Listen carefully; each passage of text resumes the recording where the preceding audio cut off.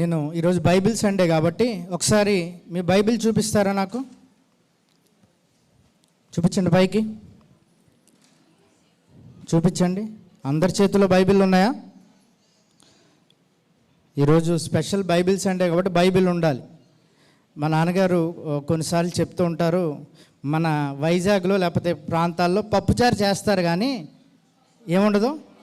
మరి దాన్ని ఏమంటాం? పప్పుచారు అని అనకూడదు పప్పు లేనప్పుడు. ప్రతి వారం అది కంటిన్యూస్గా బైబిల్ తెచ్చుకోవాలి. ఈరోజు బైబిల్ సండే కాబట్టి మీ బైబిల్స్ మీ చేతిలో ఉండరు. ఒకసారి గట్టిగా హల్లెలూయా హల్లెలూయా. ఒక పెద్ద ఆయన కూర్చొని చదువుకుంటుంటే ఒక కుర్రోడు, యవనస్తుడు, చదువుకున్న వ్యక్తి వచ్చి అడిగాడంట, సార్ మీరు చదువుతున్నది ఏంటి అని. ఆ పెద్ద ఆయన అన్నాడంట, బైబిల్ చదువుతున్నానండి అని. ఈ తెలివైన కుర్రోడు అడిగాడు, బైబిల్ అది, బైబిల్ అని దీన్ని ఎందుకంటారు? బైబిల్ అని దీన్ని ఎందుకంటారు? సో దీన్ని బైబిల్ అనాలని బైబిల్లో ఉందా అని అడిగారంట. ఏంటన్నాను? దీన్ని బైబిల్ అని అంటాము కాబట్టి దీన్ని బైబిల్ అనాలని బైబిల్లో రాసుందా అని ఆయన అడిగాడంట. అడిగినప్పుడు ఈ పెద్ద ఎక్కువ మాట్లాడకుండా, అవునా బాబు నీ పేరు ఏంటి అని అడిగాడు. అడిగితే నా పేరు రమణ అని చెప్పాడంట. రమణ అని చెప్తే, మరి నీ ఒంటి మీద ఎక్కడ రమణ అని రాసి లేదు కదా బాబు, మరి నేను రమణ అని ఎలా పిలవాలంటే, మా తల్లిదండ్రులు పెట్టారండి ఆ పేరు, నా ఒంటి మీద ఏం రాసి ఉండదు రమణ అని. అలాగే బాబు ఇది కూడా బైబిల్ అనే పదం బైబిల్లో రాయబడలేదు. అర్థమవుతుందా? బైబిల్ అనే పదం బైబిల్లో రాయబడలేదు. బైబిల్ అనే పదం బిబ్లియాస్ అనే ఒక గ్రీకు పదంలోంచి, లాటిన్ పదంలోంచి వచ్చింది. దాని యొక్క అర్థం ఏంటంటే పుస్తకముల చుట్ట అని అర్థం. చెప్పండి నాతో, పుస్తకముల చుట్ట. నిజంగా బైబిల్ని విడదీస్తే 66 పుస్తకాలు ఉన్నాయి. ఈ 66 పుస్తకాలని ఒక దగ్గర చేరిస్తే దాన్ని బైబిల్ అని అంటారు. బైబిల్ అనే పదం బిబ్లియాస్ అనే పదంలో నుంచి వచ్చింది. ఇంకోటి ఏంటంటే మనం త్రిత్వము అనే వాడతాం. త్రిత్వం అంటే ఏంటి? తండ్రి, కుమార, పరిశుద్ధాత్ముడు. దాన్ని ఇంగ్లీష్లో ట్రినిటీ అంటాం. దాన్ని ట్రై యూనియన్ గాడ్ అంటాం. అంటే ముగ్గురు డిఫరెంట్ కానీ ముగ్గురు ఒకరే అనే విషయాన్ని మనం తెలియజేయడానికి ఒక్క పదంలో త్రిత్వం అని అంటాం. కానీ త్రిత్వం అనే పదము బైబిల్లో లేదు. సో బైబిల్ అనే పదం బిబ్లియాస్ అనే లాటిన్ పదం నుంచి వచ్చింది. దాని యొక్క అర్థం ఏంటంటే పుస్తకాల సముదాయం. ఇందాక అక్క చెప్పినట్టు అక్క చాలా విషయాలు కవర్ చేసింది కాబట్టి నేను అవి కట్ షార్ట్ చేస్తాను. ఈ బైబిల్ 3 భాషల్లో రాయబడి ఉంది. ఎన్ని భాషలో? 1 Hebrew, 2 Greek, 3 Aramaic. 1 Hebrew, 2 Greek, 3 Aramaic. Hebrew old testament మొత్తం, అంటే పాత నిబంధన మొత్తం హీబ్రూలో రాయబడి ఉంది. కొత్త నిబంధన గ్రీకులో రాయబడి ఉంది.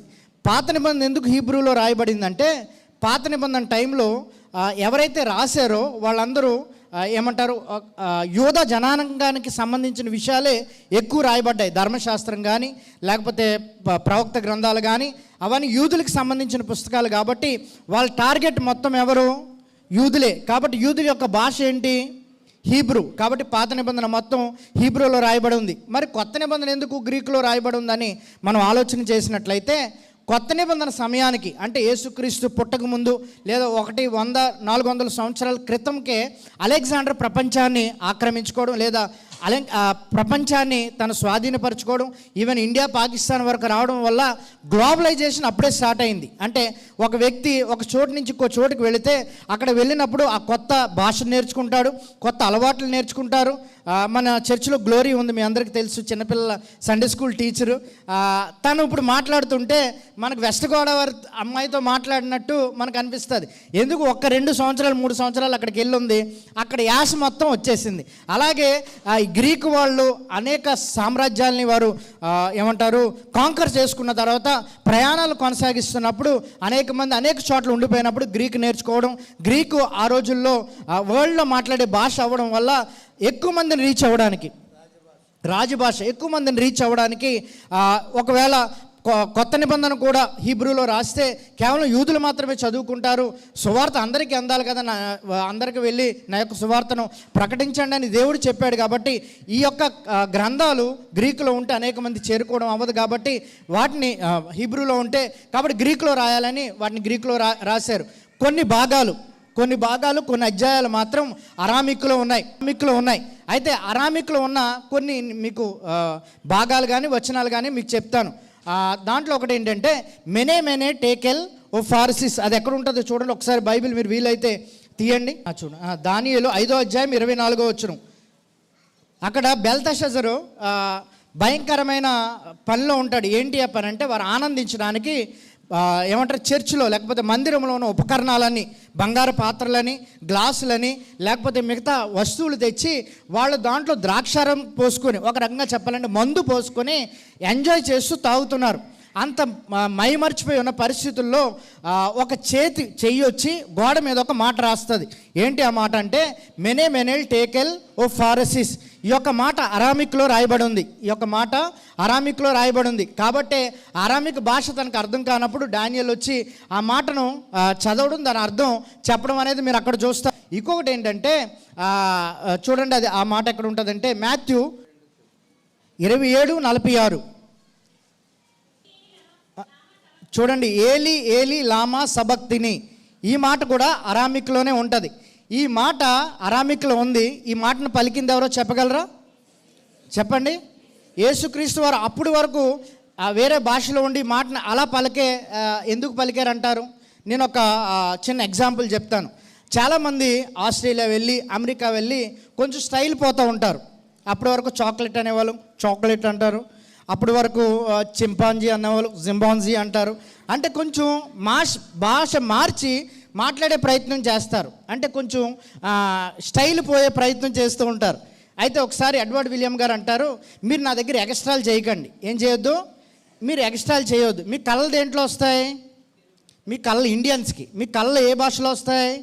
తెలుగులోనే వస్తాయి. ఫర్ ఎగ్జాంపుల్, మనం ఎవరు USA వెళ్ళి తెలుగు వాళ్ళ మధ్యలో ఉండి మనం తెలియకుండా ఒక చిన్న పెన్సిల్ తీసుకొని, లేకపోతే నీడిల్, లేకపోతే గుండు సూది తీసుకొని ఎవరి కాళ్ళ మీద ఇలా గుచ్చామనుకోండి, వెంటనే ఏమంటాడు? అమ్మ అంటాడు. ఆడు అమెరికాలో ఉన్నాను కదా అని ఆలోచించి మోమ్ అని అంటాడా? పొరపాటును కూడా అండి. ఎందుకంటే వాడు న్యాచురల్ భాష వచ్చేస్తుంది. యేసు ప్రభు వారి యొక్క మాతృభాష ఏంటంటే అరామిక్. ఆయన మదర్ టంగ్ ఏంటంటే అరామిక్. సో ఆ సమయంలో అనుకోవచ్చు మనం ఏంటంటే ఆయన యొక్క మాతృభాష బయటకు వచ్చిందని. యేసు ప్రభు వారు మాట్లాడింది అరామిక్ భాష. హీబ్రూ భాష కల్చరల్ భాష, అంటే కల్చర్కి సంబంధించింది, ఆ యొక్క మతానికి సంబంధించిన భాష. పేదవాళ్ళు, నజరేతులో ఉన్నవాళ్ళు, లేకపోతే గలీలీలో ఉన్నవాళ్ళు హీబ్రూ మాట్లాడేవారు కాదు. ఎందుకంటే అవి చాలా అట్టడుగునున్న ప్రాంతాలు. అందుకని నజరేతులోంచి గొప్పదేదైనా వస్తుందని అన్నారు. ఎందుకంటే వాళ్ళ భాష మాట్లాడేవారు కాదు. మన యొక్క కల్చరల్ భాష ఏది? మన ఇండియాకి కానీ మన ఆంధ్రాకి కానీ మన కల్చర్కి, మన మతానికి సంబంధించిన భాష ఏది? సాంస్క్రిట్. వేదాలన్నీ దేంట్లో రాయబడ్డాయి? సాంస్క్రిట్. మీలో ఎవరికైనా సాంస్క్రిట్ వచ్చా? రాదు. చదువుకున్న వాళ్ళు ఎవరు? పైన వాళ్ళు 4 భాగాలుగా చేశారు కదా, బ్రాహ్మణులు, క్షత్రియులు, వైశ్యులు, శూద్రులను చేశారు కదా. బ్రాహ్మణులు మాట్లాడేవారు ఏ భాష? సంస్కృతం. కానీ మనం ఏది మాట్లాడతాం? తెలుగు మాట్లాడతాం. కానీ ఆ రెండిట్లకి దగ్గర సంబంధం ఉంది, కానీ గొప్పవారు మాత్రమే మాట్లాడేవారు. సో అలాంటి భాషను, అరామిక్ భాషను యేసు ప్రభు వారు మాట్లాడేవారు, అలాగే శిష్యులు మాట్లాడేవారు. సో యేసు ప్రభు యొక్క వాడుక భాష లేదా రీజనల్ భాష ఏంటంటే అరామిక్ భాష. ఆయన బ్రతికినంత కాలం ఆయనకి హీబ్రూ వచ్చు, గ్రీకు వచ్చు. ఇంకోటి చెప్పాలంటే నువ్వు నేను మాట్లాడే భాష అన్ని భాషలు వచ్చు. అందుకనే అందరితో ఆయన కమ్యూనికేట్ చేయగలుగుతున్నాడు. కానీ ఆయన ఎక్కువ శాతం శిష్యులతో కమ్యూనికేట్ చేసినప్పుడు అరామిక్లో కమ్యూనికేట్ చేసేవారు. అయితే నేను మీకు ఇక్కడ ఒక చిన్న ఒక విషయం మీకు ఇవ్వాలని అనుకుంటున్నాను. యేసు ప్రభు పరలోక ప్రార్థన, లేకపోతే ప్రభువు నేర్పిన ప్రార్థన అరామిక్లో చెప్తే ఎలా ఉంటుందో మీకు వినిపించాలని ఆశపడుతున్నాను. ఒకసారి విందాం.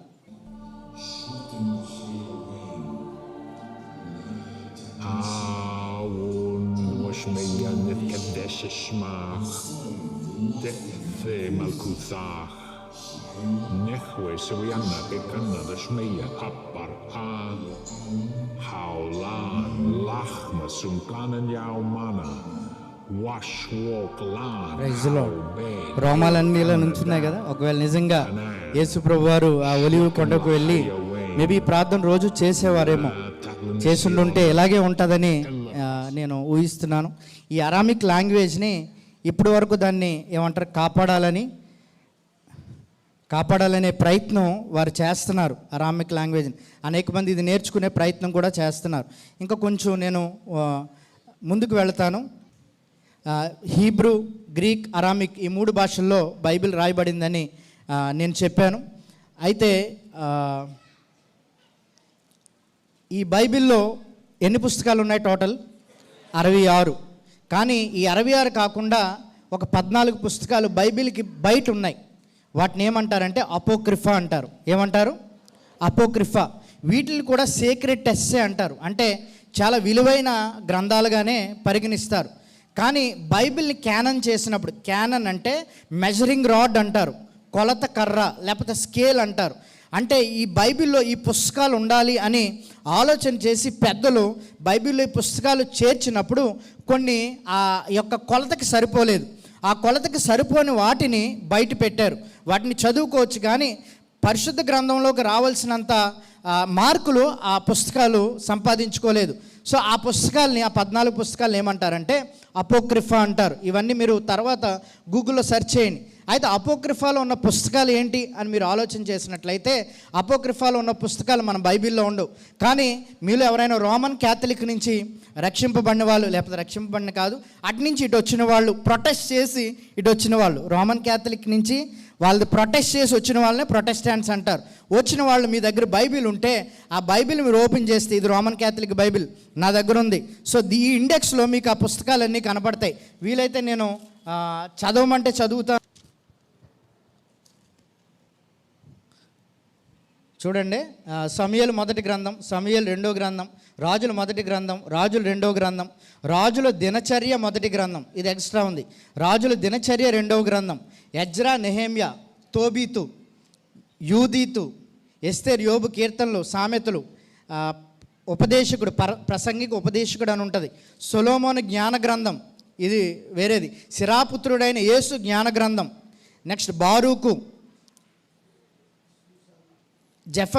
జకర్య, మలాకి, మక్కీబీయులు మొదటి గ్రంథం, మెక్కబీస్ అంటారు, మక్కీబీయులు 2వ గ్రంథం. ఇలాగా చాలా పుస్తకాలు ఈ బైబిల్లో ఉంటాయి. ఒకవేళ ఇవి చదవాలని ఆశపడినట్లయితే ఈ బైబిల్ కొనుక్కోండి. ఏది Catholic Bible, Roman Catholic Bible కొనుక్కోండి, లేదా గూగుల్లో కూడా మీకు ఇవి దొరుకుతాయి, ఇంగ్లీష్లో మీరు చదవచ్చు. అయితే క్యానన్ చేసినప్పుడు ఈ భాగాలు బయట ఉండిపోయాయి, కానీ వీటిని కూడా చదువుకోవచ్చు. వీటిల్లో అనేక బైబిల్కి సంబంధించిన విషయాలు ఉండడం జరిగింది. అయితే ఇంకొకటి ఏంటంటే, మొదట గ్రీకులో లేకపోతే హిబ్రూలో ఉన్న పాత నిబంధనని గ్రీకులోకి తర్జుమా చేశారు. ఎందుకంటే కొత్త నిబంధన గ్రంథం గ్రీకులో ఉంది, పాత నిబంధన హీబ్రూలో ఉంది. హీబ్రూ కేవలం కొంతమందే చదవగలరు. గ్రీక్ ఆ రోజు ప్రాపంచిక భాష అయిపోయింది, వరల్డ్ లాంగ్వేజ్ అయిపోయింది. కాబట్టి ఈ హీబ్రూని కూడా గ్రీకులోకి మార్చాలని హీబ్రూని గ్రీకులోకి మార్చారు. దాన్ని సెప్టుఅజింట్ అంటారు. ఏమంటారు? సెప్టుఅజింట్గా అనేక ఏమంటారు ట్రాన్స్లేషన్స్ అయ్యాయి. కానీ మొదట ఇంగ్లీష్లోకి ట్రాన్స్లేట్ అయింది మాత్రం, ఇంగ్లీష్కి ట్రాన్స్లేట్ చేసింది ఎవరంటే ఇందాక అక్క చెప్పినట్టు విలియం టిండేల్. తను చాలా కష్టపడాల్సి వచ్చింది. ఎందుకంటే వేదాలు ఏ భాషలో ఉండాలి? వేదాలు ఏ భాషలో ఉండాలి? సంస్కృతంలోనే ఉండాలి. వేదాలు సంస్కృతంలోనే ఉండాలి. ఎందుకంటే సంస్కృతి ఎవరు మాట్లాడేవారు? బ్రాహ్మణులు మాత్రమే మాట్లాడేవారు. అన్ని భాషల్లోకి తర్జుమా చేస్తే అందరూ చదువుతారు. క్షూద్రులు చదువుతారు, నిమ్న జాతి వాళ్ళు చదువుతారు, అంటరాని వాళ్ళు చదువుతారు. అంటరాని వాళ్ళు చదివితే వేదాలు ఏమైపోతాయి? కాబట్టి అపవిత్రమైపోతాయి. కాబట్టి వాళ్ళ నోటంట వేదాలు రాకూడదు, వారు వల్లించకూడదని ఒకవేళ వాళ్ళు మాట్లాడినా వాళ్ళు నాలుగు కోసేవారు. ఒకవేళ వాళ్ళు వేదాలు విన్నా వాళ్ళ చెవిలో సీసం పోసేవారు. అలాంటి పరిస్థితులు ఆ రోజు కూడా బైబిల్కి ఉండేవి. ఎందుకంటే బైబిల్ హీబ్రూలో ఉంది, పాత నిబంధన, అలాగే కొత్త నిబంధన గ్రీకులో ఉంది. ఆ భాషలోంచి మార్చకూడదు, మారిస్తే దాని యొక్క విలువ పోద్ది, దాని యొక్క పవిత్ర పోతుంది అని అనేక మంది ఆ రోజు ఈ బైబిల్ని అలాగే ఉండాలని ఆశపడ్డారు. కానీ చాలా పోటీ చేసి, చాలా కష్టపడి, చాలా ఏమంటారు ప్రాణానికి తెగించి విలియం టిండేల్ ఆ బైబిల్ని ఇంగ్లీష్లోకి మార్చడం వల్ల తన బందీగా చేసుకున్నారు, తన కట్టేశారు. ఒక ఏమంటారు అడ్డకరకి తన్ని ఏమంటారు నిలువుగా కట్టేసి తన మెడకి, తన ఒంటికి ఏం కట్టారంటే ఆవు యొక్క నరాలు ఉంటాయి, మీ అందరికీ తెలుసా? నరాలు, వెయిన్స్ అంటారు కదా, మన శరీరం నిలబడడానికి ఏవైతే ఉపకరిస్తున్నాయో వాటిని, పచ్చి నరాల్ని తన బాడీ చుట్టూరు కట్టి చుట్టూరు మంట పెట్టారు. ఎందుకంటే మంట పెట్టిన తర్వాత నరాలు ఏమవుతాయంటే టైట్ అయిపోతాయి. మీ అందరికీ తెలుసు కదా, శవం లెగుస్తుంది అంటారండి కాల్చినప్పుడు. అంటే శవం ఏమి లగదు. ఎందుకు కాల్చినప్పుడు ఈ నరాలన్నీ టైట్ అవ్వడం వల్ల ఆ బాడీ ఇలాగా పైకి రావడం. ఎప్పుడైనా మీరు ఎగ్ ఆమ్లెట్ వేసినా లేకపోతే చికెన్ ముక్కలు వేసినా అవి ఇలా కదులుతున్నట్టు అనిపిస్తాయి, ఎందుకంటే టైట్ అవుతాయి. సో అలాగా ఆ నరాల చేత బంధింపబడి విలియం తిండేల్ అనేవాడు అనే ఆ గొప్ప భక్తుడు చనిపోయడం జరిగింది. చనిపోయే ముందు నువ్వేమన్నా మాట్లాడతావా అని వారు అడిగినప్పుడు అందరూ చుట్టూరు ఉన్నారు.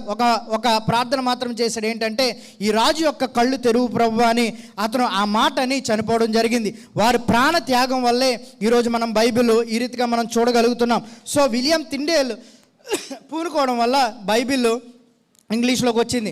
అలాగే ఇండియన్ భాషలోకి బైబిల్ ఏ రీతిగా వచ్చిందో మీ అందరికీ కింద అక్క చెప్పడం జరిగింది.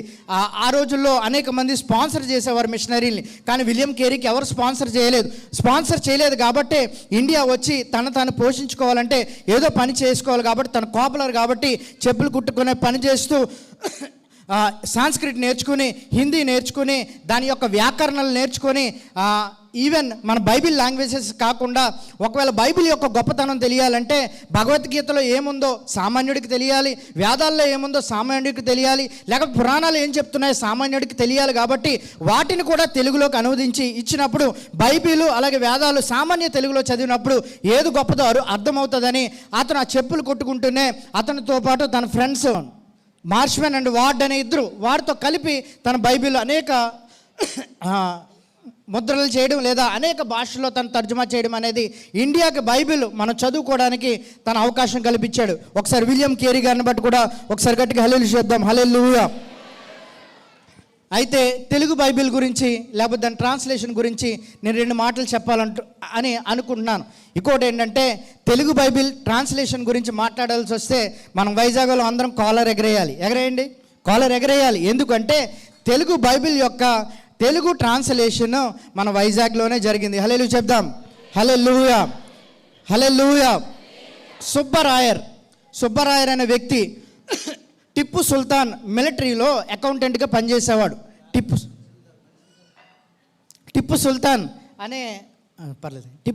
అనే ఆ కింగ్ మిలిటరీలో అకౌంటెంట్గా పనిచేసేవాడు. తను ఏ ద్వారం ద్వారా యేసుక్రీస్తుని నమ్ముకున్నాడో తెలియదు, కానీ తను నమ్ముకున్న తర్వాత తను తమిళియన్ అయినా తెలుగు కూడా చాలా అనర్గళంగా రావడమే కాదు, కానీ తమిళ్లో తెలుగులో పండిట్. తాను వైజాగ్ వచ్చే టైంకి అప్పటికే ఇద్దరు జార్జ్ క్రాన్ అండ్ అలాగే అగస్టస్ అనే ఇద్దరు మిషనరీలు వైజాగ్లో సేవ చేస్తున్నారు. అప్పుడు వైజాగ్ని వైజాగపట్నం అనేవారు అండి. అలా ఆ రోజుల్లో వైజాగపట్నం అనేవారు. సో వాళ్ళిద్దరూ సేవ చేస్తున్నారు. వారి యొక్క మెయిన్ లక్ష్యం ఏంటంటే ముందు అందరికీ విద్య అందించాలి. విద్య అందించాలి. డైరెక్ట్గా బైబిల్ చేతిలో పెడితే వాళ్ళు చదవలేరు, కాబట్టి ముందు వాళ్ళకి విద్య అందించాలి. అందించిన తర్వాత బైబిల్ని తెలుగులో ట్రాన్స్లేట్ చేయాలి. ఎందుకంటే మన యొక్క ఆంధ్రప్రదేశ్ యొక్క మాతృభాష తెలుగు కాబట్టి దాంట్లో ట్రాన్స్లేట్ చేయాలని వారు 2 సంవత్సరాలు కష్టపడి తెలుగు నేర్చుకోవడం, తెలుగు వ్యాకరణం నేర్చుకోవడం, ట్రాన్స్లేషన్ నేర్చుకోవడం చేశారు. వాళ్ళు తెలుగు ఆ ట్రాన్స్లేషన్ని వైజాగ్లోనే స్టార్ట్ చేశారు. గట్టిగా హల్లెలూయా చెప్దాం. హల్లెలూయా. సో వాళ్ళు ట్రాన్స్లేట్ చేసిన తర్వాత స్టార్ట్ చేసిన తర్వాత ఈ సుబ్బరాయర్ అనే బ్రాహ్మణ్ వైజాగ్ వచ్చి వీళ్ళతో జాయిన్ అవ్వడం జరిగింది. ఒకసారి ఈయన రక్షణ పొందిన తర్వాత ఇతని పేరు ఆనంద్ అయ్యర్ అని మార్చుకున్నాడు. ఆనంద్ అయ్యర్ అని మార్చుకున్నాడు. తిన కూడా జాయిన్ అవ్వడం, తిన ఆల్రెడీ పండిట్ అవ్వడం వల్ల తాను బైబిల్ ట్రాన్స్లేషన్ని తనతో పాటు హెల్ప్ చేసిన తర్వాత ఇంకా కొంచెం మొదలుపెట్టారు. మత్తీ, మార్కు, లూకా మొదలుపెట్టారు అనే టైంకి ఈ యొక్క అగస్టస్ అనేవారు అలాగే క్రాన్ అనేవారు ఇద్దరు చనిపోయారు.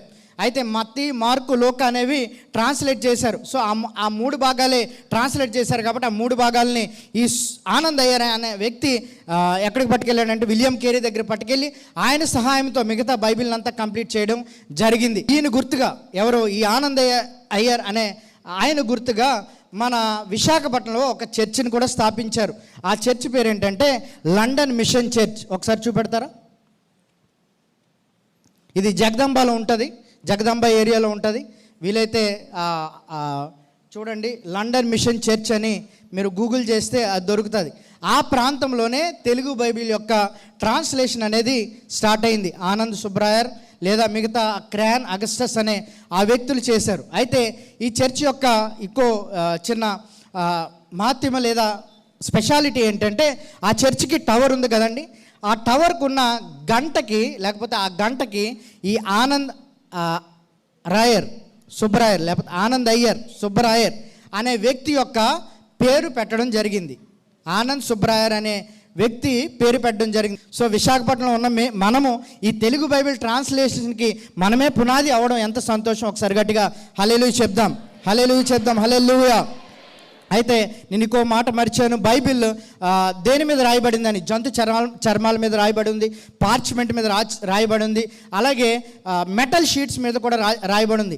ఎక్కువ శాతం దేని మీద రాయబడిందంటే పెపారస్ అనే ఒక దాని మీద రాయబడింది. పెపారస్ అంటే మీ అందరికీ ఇప్పుడు ఉల్లికాళ్ళు వస్తున్నాయి కదా, ఉల్లికాళ్ళు మీ అందరికీ తెలుసు గొట్టాల్లాగా ఎలా ఉంటాయో, అదే ఉల్లికాళ్ళు పెద్దవైతే ఎంత ఉంటాయో, ఇంత పెద్ద గొట్టాలు ఎలాగైతే ఉంటాయో అలాంటివి ఈజిప్ట్ ప్రాంతంలో, అలాగే నైల్ ప్రాంతంలో, అలాగే రెడ్ సీ ప్రాంతంలో ఉండేవి. రెడ్ సీని ముందు రీడ్ సీ అని పిలిచేవారు. రెడ్ సీని ఏమని పిలిచేవారు? రీడ్ సీ పిలిచేవారు. ఎందుకంటే ఈ జమ్ ఎక్కువ దాంట్లో పెరిగేది. రీడ్ సీ అల్లా రెడ్ సీగా తర్వాత మారింది. సో ఆ ప్రాంతాల్లో పెరిగేది. సో ఆ పెపరస్ అనే ఆ పదం నుంచే పేపర్ అనే పదం వచ్చింది. సో ఈ పెపరస్ దాని మీదే అనేక ప్రతులు రాయబడి ఉంది. 1946-47లో గ్రేటెస్ట్ డిస్కవరీ, 1947-46 సంవత్సరంలో గ్రేటెస్ట్ డిస్కవరీ జరిగినప్పుడు కుమ్రాన్ కేవ్స్ మీ అందరికీ దాని గురించి నేను చెప్పాను. డెడ్ సీకి ఇద్దరు గొర్రెల కాపర్లు గొర్రె తప్పిపోయిందని వెతుకుతున్నప్పుడు ఎక్కడన్నా సందులో దూరిందేమో, ఒక రాయి వేసి విసిరితే వస్తుందని రాయి విసిరినప్పుడు ఆ రాయి శబ్దం ఎలాగొచ్చిందంటే కుండ పగిలిపోయినట్టు వచ్చింది. ఆ కుండ పగిలిపోయినప్పుడు వస్తే ఏమన్నా లోపల ఉన్నాయేమో అని వాళ్ళు చూశారు. అమ్మో మనకు పెద్ద దన్నిది దొరికిందని ఒకటొకటి ఓపెన్ చేస్తుంటే చుట్టలు ఉన్నాయి. ఏంటి చుట్టలు, ఇవి మనకి ఎందుకైనా పనికొస్తాయని ఆలోచన చేసి సర్లేరా మన వైజాగ్లో కూడా ఎక్కడైనా ఫ్లెక్సీలు కడితే, క్రిస్మస్ కార్డులకి ఫ్లెక్సీలు కడితే ఈ పళ్ళోళ్ళు కాయగూరలోళ్ళు ఆ ఫ్లెక్సీలు ఎత్తిపోతారు. దేనికి? వర్షం వచ్చినప్పుడు టెంట్ వేసుకోవడానికి, కూరగాయల మీద కప్పుకోవడానికి. వాళ్ళు కూడా సర్లేరా మన పందిళ్ళ మీద వేసుకుందామని ఆ చుట్టలు పట్టుకెళ్ళి పందిళ్ళ మీద వేసుకున్నప్పుడు అటు సైడు పురాతత్వ శాఖలు వచ్చినప్పుడు ఇవి బాబు ఇవి ఫ్లెక్సీలు కాదు, ఇవి పేపర్లు కాదు, ఇవి చాలా విలువైనవని వాళ్ళు ఎక్కడ తీసుకెళ్లారో అక్కడ అది చూపించావా? ఎక్కడ తీసుకెళ్లారో అక్కడ చూపించమన్నప్పుడు అనేక డబ్బాలు, సో అవి దొరికాయి. సో పెపరస్ అనేది మీకు ఎలాగుంటుందో నేను చూపించడానికి నేను ఈజిప్ట్ వెళ్ళినప్పుడు నేను పెపరస్ అక్కడి నుంచి తీసుకొచ్చాను. మొదటి పేపర్ ఇలా తయారు చేయబడేది. ఇదిగోండి, మీరు కావలిస్తే తర్వాత మీ అందరికీ నేను చూపిస్తాను. ఒకసారి నేను ఈజిప్ట్ వెళ్ళినప్పుడు పేపర్ ఎలా తయారు చేయబడుతుందో నేను ఆ గైడ్ లేకపోతే ఇది కుమ్రాన్ కేవ్స్ అండి, ఆ గుహల్లోనే ఈ బైబిల్ యొక్క ప్రతులు, రాత ప్రతులు దొరకడం జరిగింది అనేక కొండల్లో. పెపరస్ వీడియో చాలా ఇంపార్టెంట్. ఈజిప్ట్లో ఉన్నప్పుడు ఒరిజినల్గా పేపర్ తయారు చేస్తున్నప్పుడు నేను తెలుగులో ట్రాన్స్లేట్ చేస్తూ నేను కూడా అక్కడ పేపర్ తయారు చేయడం జరిగింది. దాని యొక్క వీడియో అది. ఇవి ఈ స్లైసులు చాలా మెత్తగా ఉంటాయి, ఇలా అంటే ఇరిగిపోతాయి. Because it contains a lot of water and sugar. దీంట్లో చాలా వాటర్, షుగర్ ఉంటుంది దీంట్లో. అందుకని That's why we use the hammer to reduce sugar out. అందుకనే సుత్తు వాడి దాంట్లో ఉన్న షుగర్ కానీ వాటర్ కానీ బయటికి పంపించేస్తారు.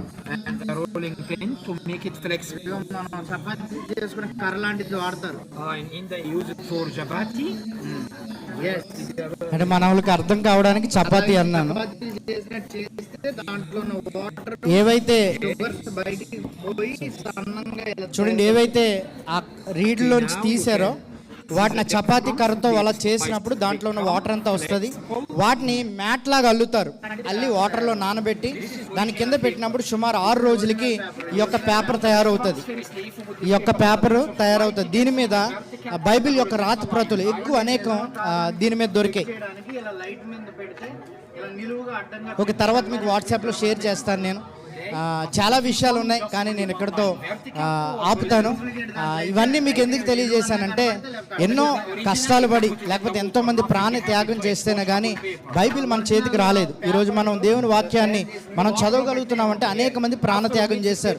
మన ఫ్రీడమ్ స్ట్రగుల్కి గాంధీ గారు ఒక్కరే కనబడతారు కానీ గాంధీ గారి ముందు అనేక మంది ప్రాణ త్యాగం చేశారు.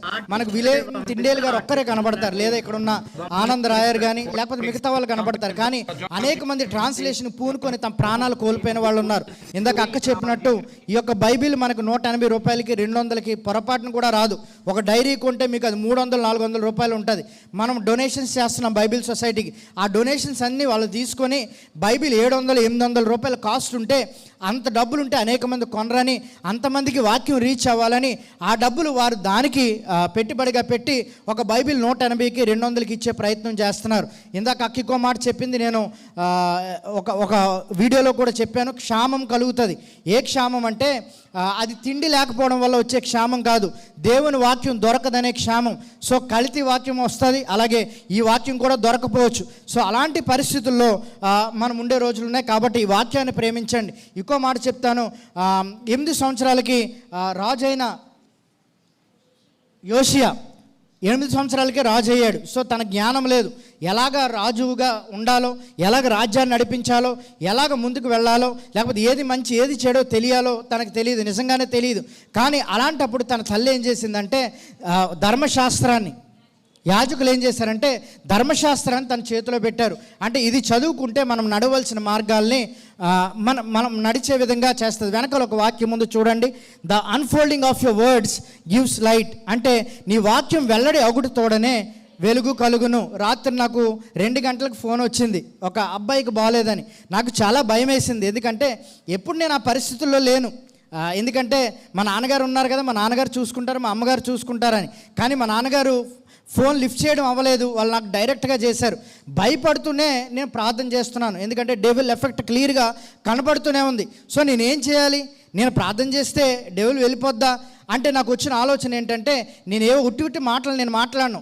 బైబిల్లో ఉన్న మాటలు నేను ఎత్తి ఏం చేస్తానంటే, ఒక్కొక్క మాటను వదిలినప్పుడు ఆ మాటలు వింటున్నప్పుడు ఈ మాటలు మాట్లాడొద్దు, లేకపోతే యేసు రక్తం చెప్పొద్దు అని ఆ చిన్న పిల్లోడు ఆ చెవులు మూసుకున్నాడంట. అంటే ఈ మాటలు వచ్చినప్పుడు చీకట్లో ఉన్న వ్యక్తి వెలుగును చూస్తాడు. మొన్న కూడా ఒక వారం క్రితం ఒక అమ్మాయిని కూర్చోబెట్టినప్పుడు మా నాన్నగారు ఒక పావు గంట ఒక మాట తర్వాత ఒక మాట, ఒక మాట తర్వాత ఒక మాట చెప్తున్నప్పుడు, దేవుని వాక్యంలో ఉన్న మాటలు చెప్తున్నప్పుడు అప్పటి వరకు తల ఎత్తేది కాదు, అప్పటి వరకు పిలిస్తే ఇలా చూసేది.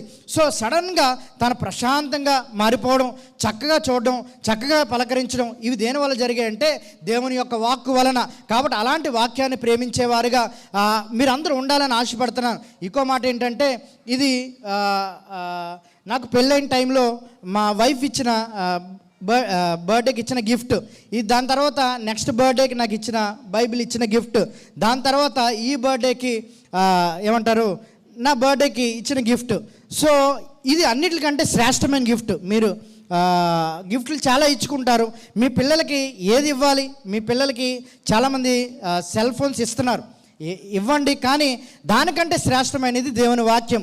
దానికంటే వారి హృదయాల్లో ఈ లేఖనాలు మీరు నాటినట్లయితే వాళ్ళు పెద్దవారు అయిన తర్వాత దాని నుంచి తొలగిపోడు. బాడులు నడవలసిన త్రోవను వారికి నేర్పుము, పెద్దవాడైన తర్వాత దాని నుంచి తొలగిపోడు. సో మనం నడవలసిన మార్గాన్ని మనకు తెలియజేసేది దేవుని వాక్యం.